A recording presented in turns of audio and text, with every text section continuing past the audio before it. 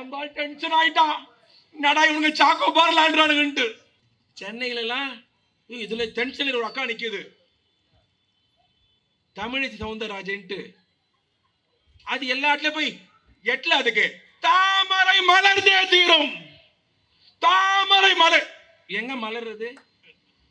இன்னைக்கு சொல்ற எழுதி வச்சுக்கோ. அமித்ஷா தலையிலே மயிர் முளைத்தாலும் முளைக்குமே தவிர தமிழ்நாட்டில் தாமரை மலராது என்பதை நீ மறந்துடக்கூடாது. நல்லா அந்த கவர்னர் பதவி ராஜினாமா பண்ணிட்டு, அது ஆல்ரெடி பயங்கர கருப்பு. கவர்னர் ஆன பிறகு ஐப்ரோலாம் பண்ணி மேக்கப்லாம் பண்ணி நல்லா இருந்தது. இந்த 20 நாள் வெயில்ல பாவம் அக்கா கடுத்துருச்சு. தாமரை மலர் எங்க மலருது? இவனை ஆப்கி பார் மோடி சர்க்கார் சொல்ல சொன்னா சாக்கோ பாருன்றான். இது தாமரை மலர்தான். எங்கடா மலருது? 10 வருஷம் மோடி பிரதமராக இருந்து விட்டு தமிழ்நாட்டுக்கு வந்து பிரச்சாரம் செய்கிறார். என்ன சொன்னார் தெரியுமா? அடுத்த தேர்தலில் நான் திமுகவை இல்லாமல் செய்வேன். இத சொல்றதுக்கா டெல்லியில இருந்து வந்த? அசிங்கமா இல்ல? அவமானமா இல்ல? 10 வருஷம் பிரதமராக இருந்து தமிழ்நாட்டுக்கு வந்து திமுக ஒழிப்பேன் சொல்றீங்க, வெக்கமா? இன்னொன்னு ஓப்பனா சொல்றேன், உன்ன மாதிரி 10 பேரை பார்த்துட்டோம். ஒரு மோடி அல்ல, உங்க ஒப்பனே வந்தாலும் திமுகவை தொட்டு கூட பார்க்க முடியாது. நீ மறந்துடக்கூடாது. நீ திமுக ஒழிப்பீங்களா? இதுல ஒரு கொடுமை கேளுங்க. இது வரைக்கும் 7 முறை மோடி தமிழ்நாட்டுக்கு வந்துட்டார். 4 நாளைக்கு முன்னாடி பாண்டி பஜார்ல ரோட் ஷோ மோடிக்கு. இவனுக்கு எதுவும் ஏற்பாடு பண்ணிட்டானுங்க. பாண்டி பஜார் பனங்கல் பார்க்ல இருந்து தேனாம்பேட்டை அண்ணா அறிவாலயம் வரைக்கும் ரோட் ஷோ. கூட்டம் சேர்க்க முடியல. என்ன பண்ணிருக்கானுங்க? இவனுக்கு ஆளுக்கு 500 ரூபாய் கொடுத்து கூட்டத்தை சேர்த்துட்டானுங்க. இங்கதான் கொடுமையே நடந்தது. வடநாட்டுல மோடி ரோட் ஷோ போனார்னா, இப்படி வச்சு ஆட்டினார்னா, எதிரில் இருக்கிற பக்கத்துல கும்பல்லாம் கத்தும், ஆப்கி பார் மோடி சர்க்கார், மோடி சர்க்கார் கத்தும். இது அங்க இருக்கிற சங்கிலாம் கத்துவான். இவங்கள விலை கொடுத்து வாங்கின போனது 500 ரூபாய்க்கு. இவனுக்கு கத்த தெரியல. மோடி ரோட் ஷோல போறாரு. இந்த பிஜேபி காரன் கத்துங்கடா கத்துங்கடான்றான். இவனுக்கு கத்த தெரியல. இவனுக்கு என்ன கத்தணும் தெரியுமா? ஆப்கி பார் மோடி சர்க்கார் கத்தணும். இதெல்லாம் 500 ரூபாய்க்கு போனது. ஆப்கி பார் சாக்கோ பார், ஆப்கி பார் சாக்கோ பார். அந்த டென்ஷன் ஆயிட்டான். நடா இவனுங்க சாக்கோ பார் விளையாடுறானுங்கன்ட்டு. சன் டிவில சீரியல் பார்ப்போம், கயல் நாடகம். கயல் தானே பேரு? அம்மா சொன்னீங்க பாருங்க. கயல் பார்க்கறலாம் கை தூக்குங்க. பார் அங்க பாரு, அக்கால உடனே தூக்கிச்சு பாருங்க. அந்த கயல் நாடகத்துல கயலுக்கு கல்யாணம் ஆகக்கூடாதுன்னு பெரியப்பா ஒருத்தன் எல்லா சதியும் பண்ணுவான். கரெக்டாக்கா? அந்த பெரியப்பா தான் எடப்பாடி பழனிசாமி. நீங்க உடனே திருப்பி கேட்கலாம், அப்ப கையில கொலை பண்ண பார்த்த டாக்டர் யாருப்பான்ட்டு. அவர் தான் நரேந்திர மோடி. எப்படி அந்த சீரியலுக்கு அந்த 2 பேர் தேவையில்லையோ, நாட்டுக்கு இந்த 2 பேரும் தேவையில்லை என்று சொல்வதற்காகத்தான் இந்த கூட்டம். டென்ஷனில் எடப்பாடி பேசுகிறார். நான் வர சொல்ல பார்த்துட்டு வந்தேன். பொதுக்கூட்டத்தில் எடப்பாடி பேசுற எடப்பாடி என்ன கேட்கிறார் தெரியுமா? 2021 தேர்தல் வந்தது, ஸ்டாலின் தான் வராரு, விடியல் தான் தரப்போறாரு பாட்டு போட்டாங்களே, ஸ்டாலின் வந்தார், விடியல் தந்தாரா? எடப்பாடி கேட்டிருக்கிறார். திமுக சொன்னதை செய்திருக்கிறதா? கொடுத்த வாக்குறுதி நிறைவேற்றியதா? யார் கேட்கிறது? எடப்பாடி பழனிசாமி. இதை விட கொடுமை தெரியுமா? இன்னொரு ஆகாச பூர்வ எடப்பாடி பேசியிருக்கிறார். என்ன பேசுகிறார்னா, நான் பிஜேபியோடு கூட்டணி முடித்துக் கொண்டேன், எனக்கும் மோடிக்கும் உறவில்லை, எனக்கும் அமித்ஷாக்கும் உறவில்லை, பாஜகவுக்கும் அதிமுகவுக்கும் உறவில்லை. ஆகவே தமிழ்நாட்டு இஸ்லாமிய பெருமக்கள், கிறிஸ்தவ பெருமக்கள் அதிமுக ஓட்டு போட வேண்டும். எப்படி போடுவான்? தமிழ்நாட்டு முஸ்லிம் காதுல பூ சுத்தி இருக்கிறானா? இஸ்லாமிய பெருமக்களுக்கு எதிராக என்ஆர்சி சட்டம் கொண்டு வந்த பொழுது அந்த சட்டத்தை மோடியோடு சேர்த்து ஆதரித்தது யார்? எடப்பாடி பழனிசாமி. சிஏஏ சட்டத்தை அமித்ஷா கொண்டு வந்தார், ஆதரித்தது யார்? எடப்பாடி பழனிசாமி. காஷ்மீர் 370 ரத்து செய்யப்பட்டது, ஓட்டு போட்டது யார்? எடப்பாடி பழனிசாமி. ஆட்டை கடித்து மாட்டை கடித்து மனிதனை கிடைப்பதை போல இஸ்லாமிய ஷரியத் சட்டத்திலே அமித்ஷா கை வைத்தார். முத்தலக் தடை சட்டம் பாராளுமன்றத்தில் பில் வந்தது, ஓட்டு போட்டது யார்? எடப்பாடி பழனிசாமி. என்ஆர்சிக்கு ஓட்டு போடுவீங்க, சிஏஏ ஓட்டு போடுவீங்க, முத்தலக் தடை சட்டத்துக்கு ஓட்டு போடுவீங்க, காஷ்மீர் 370 ஓட்டு போடுவீங்க. நரேந்திர மோடி இஸ்லாமிய பெருமக்களுக்கு எதிராக எடுத்த எல்லா நடவடிக்கைக்கும் நரேந்திர மோடிக்கு ஆதரவா இருந்து விட்டு ஓட்டு போட்டு விட்டு கால் அமைக்கி விட்டு இப்ப தேர்தலில் எங்களுக்கும் மோடிக்கும் உறவு இல்லைன்னு சொன்னா தமிழ்நாட்டு இஸ்லாமிய பெருமக்கள் முட்டாளா? நான் இன்னும் பத்திரகமா சொல்கிறேன், எடப்பாடி அவர்களே, நீங்க எம்ஜிஆர் நகர்ல பேசிட்டு இருக்கிறீங்க, வில்லிவாக்கத்தில் பதில் சொல்லுகிறேன். நீங்க லுங்கி கட்டாலும் சரி, ஜுப்பா போட்டாலும் சரி, தொப்பி போட்டாலும் சரி, எந்த மசூதி வாசல்ல நின்னாலும் சரி, இன்னும் ஒரு படி மேல சொல்றேன், நீங்க சுண்ணத்தே பண்ணா கூட எந்த முஸ்லீமும் உங்களுக்கு ஓட்டு போட மாட்டான். நீ மறந்துடக்கூடாது. யாரை ஏமாத்துறீங்க? தலையில மண்ணள்ளி போட்டது நீங்க, முதுகுல குத்துனது நீங்க, இஸ்லாமிய பெருமக்களை அடித்து விரட்டினது நீங்க, லட்டி சார்ஜ் பண்ணது நீங்க, என்ஆர்சியால் எந்த முஸ்லீமுக்கு பாதிப்புன்னு நெக்கலா பேசுனது நீங்க. மறந்து போச்சா? இன்னைக்கு வந்து முஸ்லீம் ஓட்டு வேணுமா? எழுதி வைத்துக் கொள்ளுங்கள். தமிழ்நாட்டில் 80 லட்சம் முஸ்லீம் இருக்கிறான். 80 லட்சம் முஸ்லீமும் அவள் ஏற்றுக்கொண்ட ஒரே தலைவன் திராவிட மாடல் தலைவன் அண்ணன் தளபதி மு.க. ஸ்டாலின். அதிமுக கூடாரம் கலகலத்து போயிருக்கிறது. அதுலயும் பாத்தீங்கன்னா இப்ப அதிமுக 3ஆ உடைஞ்சிருக்கு. ஒரு பக்கம் ஓபிஎஸ் பிஜேபி கூட சென்டர், ஒரு பக்கம் தினகரன். அதிமுக யார் கட்டுப்பாட்டுல இருக்குன்னே தெரியாது. இன்னும் உங்களுக்கு புரியுற மாதிரி சொல்லணும்னா, கரகாட்டக்காரன் படம் தெரியுமா? பார்த்துருக்கீங்களா? பார்த்துருக்கீங்களா இல்லையா? பார்த்துருக்கோம், ஞாபகம் வந்துடும். அதுல சிகப்பு கலர் காரை செந்திலம் கவுண்டர் பண்ணி தள்ளின்னு வருவாங்க. அப்போ இந்த காரை வித்து தொலையக்கூடாதுன்னு ராமராஜன் கேட்பார். என்ன தம்பி இப்படி சொல்லிட்டீங்க, இந்த காரை யார் யார் வச்சிருந்தா தெரியுமான்னு ஒரு பட்டியல் போடுவார். அப்ப கவுண்டர் செந்தில் கேட்பார், அண்ணே இந்த காரை வச்சிட்டு இருந்த சொப்பன சுந்தரி இப்ப யார் வச்சுன்னுக்கிறான்ட்டு. கவுண்டர் மணி கோவம் வந்து பலால் விடுவார், இதான் என் வேலையான்ட்டு. அந்த மாதிரி இப்ப அதிமுக யாரு வச்சுன்னுக்கிறான்னு அதிமுக தொண்டனுக்கே தெரியாது.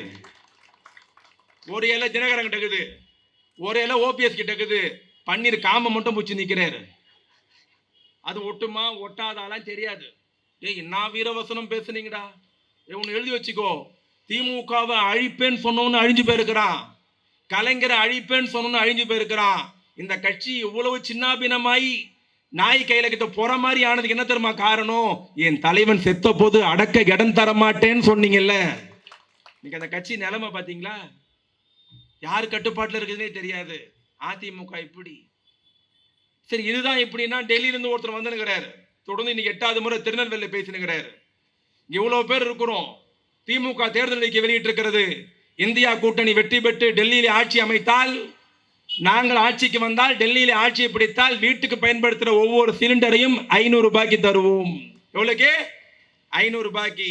பெட்ரோல் 75 ரூபாய், டீசல் 65 ரூபாய், நீட் தேர்வு ரத்து எல்லாம் கொண்டு வந்திருக்கும். இன்னைக்கு சிலிண்டர் ரேட் என்னக்கா? யாருமே வாங்குறது இல்லையா? 1150 ரூபா இருந்தது, 100 ரூபாய் இப்ப எலெக்ஷனுக்காக குறைச்சாங்க. கரெக்டா? இதே அதிமுக பிஜேபி கூட்டணி வண்டலூர்ல பிரச்சார பொதுக்கூட்டம். மேடையில் மோடி உட்கார்ந்திருக்காரு, எடப்பாடி உட்கார்ந்திருக்காரு, ஓபிஎஸ் உட்கார்ந்திருக்காரு. ஏடிஎம்கே பிரச்சாரம், ஏடிஎம்கே பிஜேபி பிரச்சார கூட்டம். இதுல என்ன மிகப்பெரிய கொடுமைன்னு பாத்தீங்கன்னா, சம்பத்தனை உட்கார்ந்திருக்கார மாதிரி மோடி உட்கார்ந்திருந்தாரு, பக்கத்துல ஓபிஎஸ், இந்த பக்கம் இபிஎஸ் இருந்தாரு. இதுல மிகப்பெரிய கொடுமை என்னன்னா, நரேந்திர மோடியும் எடப்பாடி பழனிசாமி ரொம்ப நேரம் சிரிச்சு சிரிச்சு பேசுறாங்க. இவரு குனிறாரு, அவரு பேசுறாரு, அவரு குனிறாரு, இவரு பேசுறாரு, ரொம்ப நேரம் சிரிச்சு பேசுறாங்க. எதிரில் உட்கார்ந்த அதிமுக தொண்டனுக்கு பெரிய சந்தோஷம். ஏ மாப்பிள்ள பாரா, எடப்பாடியே மோடி கூட எவ்வளவு நெருக்கமா இருக்கிறாரு, ரொம்ப நேரம் சிரிச்சு பேசுறாருன்ட்டு. கொடுமை என்னன்னு பாத்தீங்கன்னா, எடப்பாடிக்கு ஹிந்தி தெரியாது, மோடிக்கு இங்கிலீஷ் தெரியாது. 2 பேருக்குமே மொழி தெரியாது. ஆனா மீடியாக்காக பேசுற மாதிரி நடிச்சாங்க. என்ன சொன்னாங்க? அடுத்து மோடி இறுதியா பேசுவார்னாங்க. மோடி மேடைக்கு வந்தார். அவன் தெரியல, இப்படி ஆட்டினார், இப்படி ஆட்டினார், இப்படிலாம் ஆட்டினார். 2019 வண்டலூர் மோடி ஸ்பீச்னு போடுங்க, வந்துடும். அவர் மேடைக்கு வந்தார். அவர் பேசுனது அப்படியே பேசி காமிக்கவா? பேச வேண்டாவா? அவர் பேசுற மாதிரியே பேசி காமிக்கிறேன். அவர் மோடி பேசுற மாதிரியே பேசணும், எல்லாரும் கை தட்டுங்க பார்க்கலாம். இது அவர் மேல இருக்கிற பாசத்துல இல்ல, அவரை காண்டாக்கணும்ன்றதுக்காக. அவர் வந்தார், இப்படின்னாரு, இப்படின்னாரு, இப்படின்னாரு. மேல எடப்பாடி இருந்தாலும் ஓபிஎஸ் இருந்தாரு. மோடி வந்தாரு, அவர் பேசுன அப்படியே பேசுற, யூடியூப்ல செக் பண்ணிக்கங்க. பாயோ बहनों, मेरे प्यारे मित्रों, भाजपा सरकार बनाएगी, गरीब का बेटा आऊंगा, एक एक सिलेंडर 300 रुपये को देऊंगा. எடப்பாடிக்கு ஒன்னிப்பூர்ல கை தட்டினார். பா நம்ம பேசுறான் பான்ட்டு. நமக்கு புரிஞ்சுதா? புரிஞ்சுதா? புரியாத வரைக்கும் நல்லது. புரிஞ்சா நம்மளும் பானிபூரி தான் வைக்கணும். உடனே தமிழ்ல ஒருத்தன் பேச வந்தான். அவர் என்ன ஹிந்தியில சொன்னாருன்னு சொல்றதுக்கு, பெரியவர்களே தாய்மார்களே, நான் ஏழை தாயின் மகன் வந்திருக்கிறேன். நான் ஆட்சிக்கு வந்தால், பிஜேபி மத்தியில் ஆட்சி அமைத்தால் ஒவ்வொரு கேஸ் சிலிண்டரும் 300 ரூபாய்க்கு தருவேன். எவ்வளவுக்கு? சத்தமா சொல்லுங்க. 300 ரூபாய்க்கு தரேன்னு சொன்னது 300, கொடுக்கறது எவ்வளோ? தரேன்னு சொன்னது 300 ரூபாய்க்கு, கொடுக்கறது 1100 ரூபாய்க்கு கொடுத்தார். இங்க நிறைய பேர் தெரியும், நம்ம புரட்டாசி மாசம் பெருமாள் நாமம் போடுவோம்ல. புரட்டாசி மாசம் யாரு வருது? யாரு?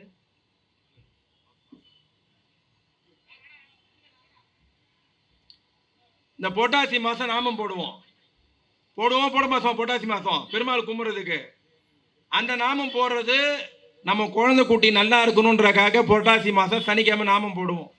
அப்போல்லாம் நாங்கள் சின்ன வயசு சொல்ல புரட்டாசிக்கு நாமம் போட்டால் கொஞ்சம் சின்ன பசங்களை சொம்பு கொடுத்து அவன் ஊடா போய் கோவிந்தா கோவிந்தா தான் கத்துவான். இப்பெல்லாம் யாரும் கத்துறது இல்லை, எல்லாம் கூச்சப்படுதுங்க. நாமத்துக்கு எத்தனை கோடுங்க? 3 கோடு. அந்த நாமம் போடுறது பெருமாள்கிட்ட நம்ம நல்லா இருக்கணும்ட்டு. இதே நம்மளை எவனா ஏமாத்திட்டானா நம்ம பாஷையில சொல்லுவோம், மச்சான் நமக்கு நாமம் போட்டான்டான்ட்டு. நாமத்துக்கு 3 கோடு, நடுவில் ஒரு கோடு என்ன கலரு? சிகப்பு. சிலிண்டர் என்ன கலரு? மோடி ஒரு கோடு போட்டாரு. அதே கூட்டத்தில் மோடி பேசுறாரு, मेरे भाइयों बहनों, मेरे प्यारे नौजवानों, कांग्रेस ने देश को बर्बाद कर दिया. भाजपा आओगी, मैं दिल्ली में सत्ता में आऊंगा, पेट्रोल डीजल 40 रुपए को देऊंगा. எவ்வளவுக்கு? பெட்ரோல் விலைக்கு 40 ரூபாய்க்கு. எவ்வளவுக்கு தரேன்னாரு? 40 ரூபாய். கொடுக்கறது 100 ரூபாய். தரேன்னு சொன்னது 40, கொடுக்கறது 108 ரூபாய் 109 ரூபாய் வந்துச்சு. நாமத்துக்கு 2வது கோடு போட்டாச்சு.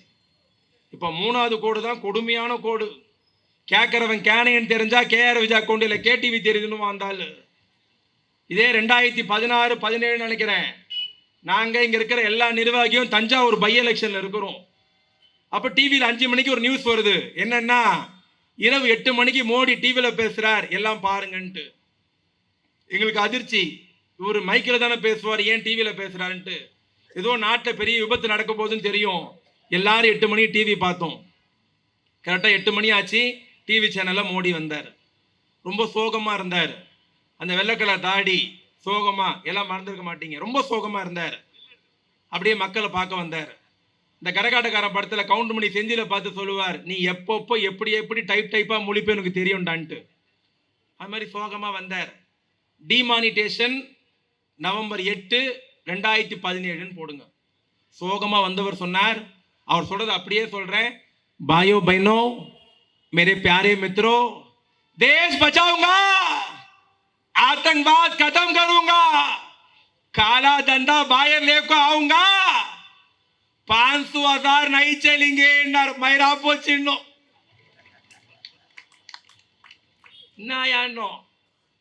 நாட்டை காப்பாற்றணும், தீவிரவாதத்தை ஒழிக்கணும், விவசாயம் செழிக்கணும், பதுக்கி இருக்கிற கருப்பு பணம்லாம் வெளியே வரணும்.